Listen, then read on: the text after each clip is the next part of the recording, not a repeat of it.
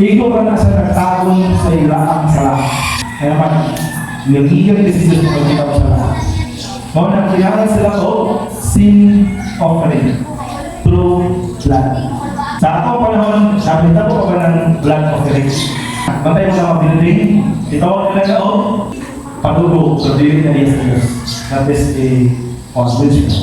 Kaya wala na for si Lord. Magtukod mo o building, magkuha mo karniro, inyong pagduguan. Dili na na. Pero naay yun nga naay tawag ko, sin offering, aron pagtabon sa ilaang sala. Now, the new covenant, after sa bagong covenant or bagong kasabukan sa Diyos o sa tao, naging sa the blood of Christ has already washed away the sin.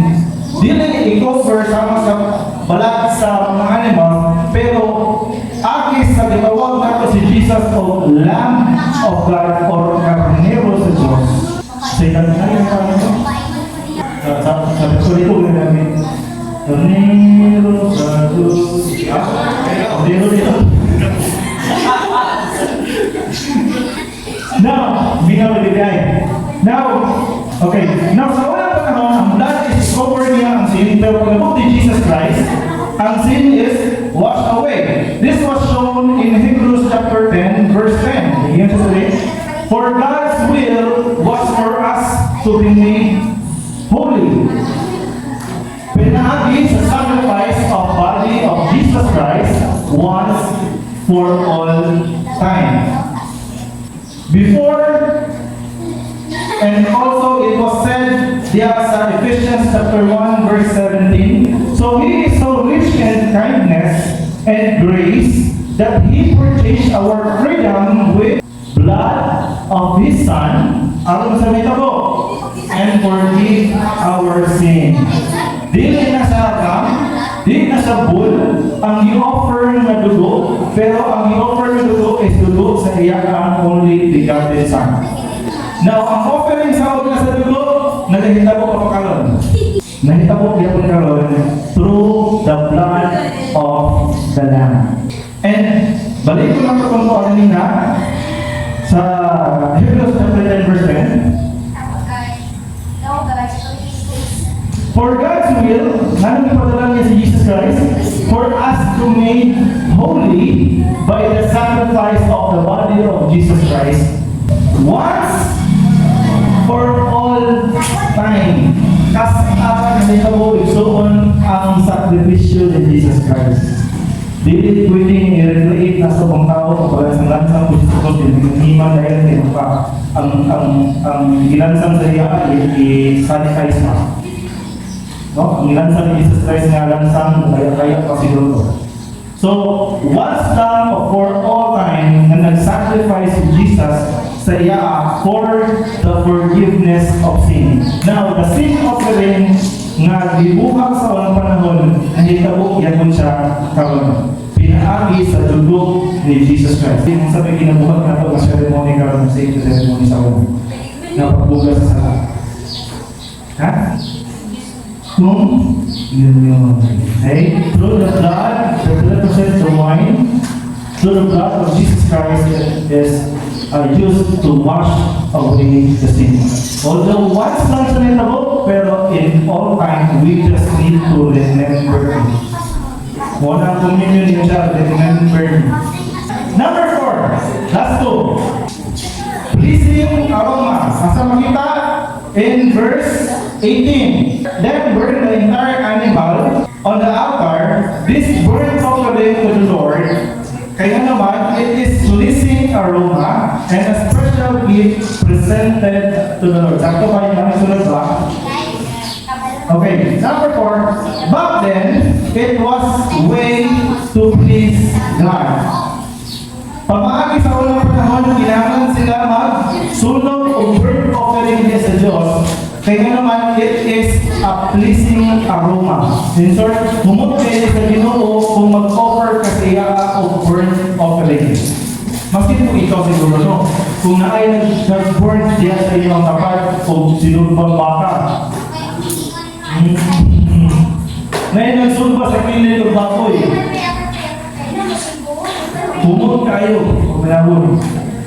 Pero kani ang mas grabe ang humot ni Lord, na yung siyang pleasing aroma ni Lord, ang burnt offering nga iya ang iingon nila Aaron o sa iyang mga anak ng buhapon para sa pag-ordain sila as priest. But the question again, nagahita po ba siya karon? Kita po ba siya karon na nahita po dito siya. Hebrews chapter 11 verse 6 ngayon. Sa una, mahimot kay ang Diyos of burnt offering.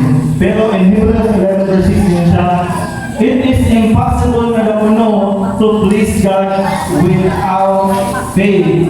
Dili na pwede nga mahimuot ang Diyos of burnt offering pero wala itong totoo. Now, anyone who wants to come to Him must believe that God exists and that He rewards those who sincerely seek Him.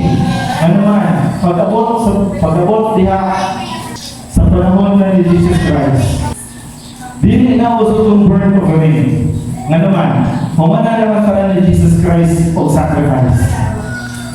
Dito, once for all time. Meaning, tanan entero na time, dili na ito kinahanglan ang burnt offering. Ano man, humana tanan ni Jesus Christ. Now, immediately, imposible na kayo na i-please na ito si Lord. Ano man, di naman ito kinahanglan ang burnt offering. Pero kinahanglan na atay faith. Kinsa man ito nag-ibutang ng faith.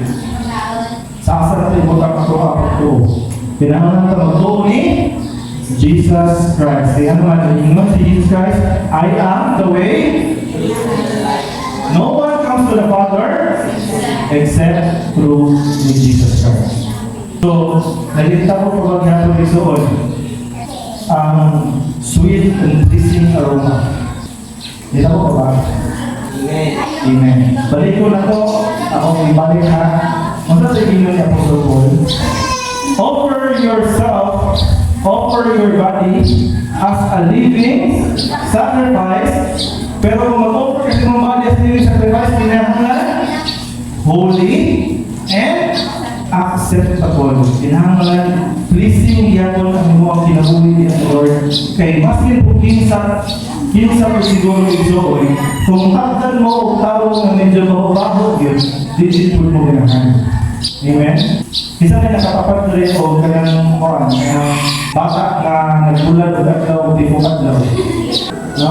So, alangkin niya sa computer sa una, lulod ng mga bata na pangayo ka sa palibot, bawang 5-5, yung mga kinansa sa mga Diyos, lulod ka sa computer sa 1 hour. Kung yung mapag sa imo baho kayo na lang singot, yung baho ka dilaw, yung nabulag sa iyo, yung mga yung nagkikiso, kaya yung tapos sa imo mas kinapag-bukong ka, halang kayo sa mata. Lagi kayo ibalin na lang ako ng computer kayo, baho kayo mata. Kisa na yung nasakay dito o kanang motorcab or kanang jeep na ang inyo ang kauban, baho kayo ilog. Oh, matingala siya na. Dugo na rin. Siya, pasipitan na siya, pinaglato na siya. Wala ka ba doon? Ikaw dito mo nisimutan niya niya. Mo nang sige dugo-dugo. In short, kung i-offer na po itong self as living sacrifice ni Lord, pinahanglan po, acceptable po siya ng Lord. Dili pwede nga matod dito ni Lord sa iyang tubangan, wala kang suot o fine linen, wala kayo ayaw binuhatan, damak pa yung kita, wala pa kita himasak, wala pa kita naligo, kasi wala naligo na tingin. So, kinahanglan, pleasing aroma. Importante kay ni Lord nga itago na ito ni Lord, humok siya pa. Pero dili na pwede nga mapahumok lang ka ng perfume, dili na mo itong binuha. Kung sa unang panahon, bumutan sa Lord sa mga anointing oil na ginagamit nila sa una as nila ang essence or yung insinso sa ito, ginatawag na ito na ng beauty fire. Pero sa unang panahon, tawag na nila o essential or short or siya o oil nga humot kayo na oil, fragrant oil, hinimot niya sa dampa. So ang tanan nga aso na muluwas sa kanaan humot.